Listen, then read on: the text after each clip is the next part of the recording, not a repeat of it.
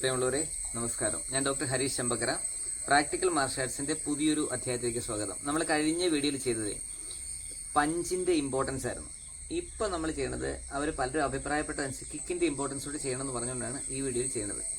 നമ്മൾ ഈ ഫ്ലൈ കിക്കുകളൊക്കെ ചെയ്യുമ്പോൾ അല്ലെങ്കിൽ മറ്റുള്ള കിക്കുകൾ ചെയ്യുമ്പോൾ അതൊക്കെ പ്രാക്ടിക്കൽ ഫൈറ്റിങ്ങിൽ അല്ലെങ്കിൽ സ്ട്രീറ്റ് ഫൈറ്റിങ്ങിൽ പലപ്പോഴും അത് പ്രായോഗികമല്ല, അപ്രായോഗികമാണെന്നുള്ളതാണ് എൻ്റെ ഒരു നിഗമനം.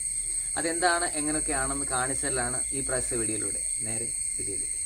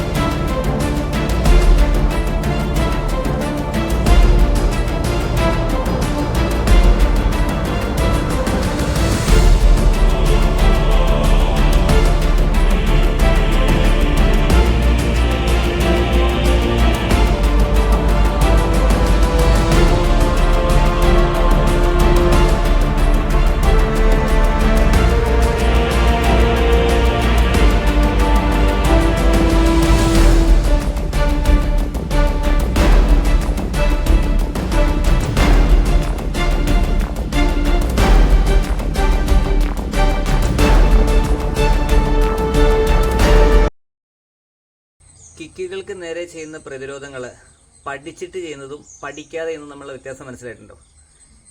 ഇത് സ്ട്രീറ്റിൽ ചെയ്യുമ്പോൾ നേരെ വിപരീതമായി ചെയ്യുക എന്ന് വെച്ച് കഴിഞ്ഞാൽ ഓടി വന്നുള്ള ചവിട്ടായിരിക്കും. അവിടെ കുറച്ചുകൂടി എളുപ്പമായിരിക്കും പഠിച്ച ഒരാൾക്ക്.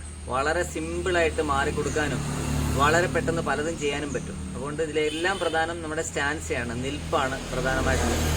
ഇതിൽ പലതും ചെയ്തപ്പോൾ നമ്മൾ പ്രിപ്പയർഡ് അല്ലാത്തതെന്ന് ചെയ്ത് കണ്ടോ, അങ്ങനെ പഠിക്കുക വേണം. എന്ന് പറഞ്ഞു കഴിഞ്ഞാൽ നമ്മൾ സാധാരണ അവസ്ഥയിൽ നിൽക്കുന്ന എങ്ങനെയാണോ അവിടുന്ന് കിക്കുകൾ എടുക്കാനും ഉയർന്നു ചാടാനും ഒക്കെ നമ്മൾ പഠിക്കണം. പഠിച്ചു കഴിഞ്ഞാൽ ഇത് നല്ല രീതിയിൽ നിങ്ങൾക്ക് ഉപയോഗിക്കാൻ പറ്റും.